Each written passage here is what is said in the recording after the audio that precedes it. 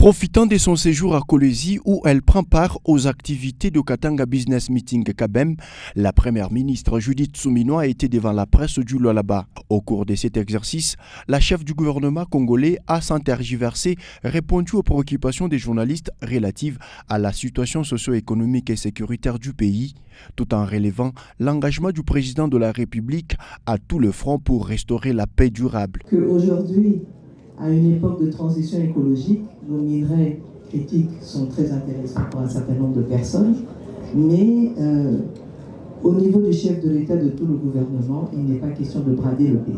Donc ça, vous pouvez en être certain.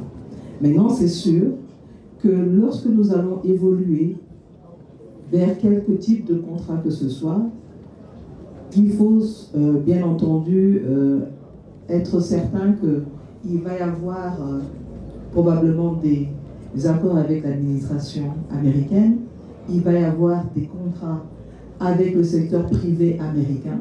Présent à ces points de presse, Eric Sibamba, journaliste, a axé sa question sur le conflit qui oppose les entreprises minières du Lualaba aux artisanaux miniers par manque de zones d'exploitation minière artisanale.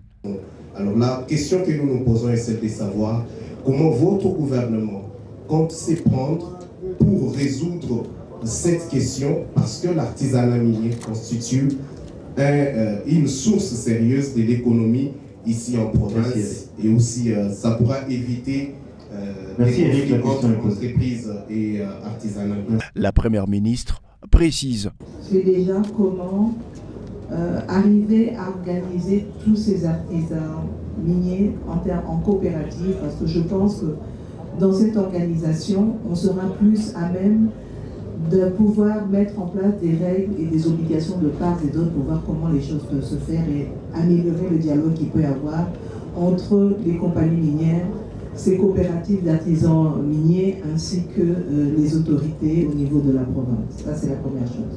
Ces points de presse est venu éclairer certaines zones d'ombre sur la situation générale de la République démocratique du Congo.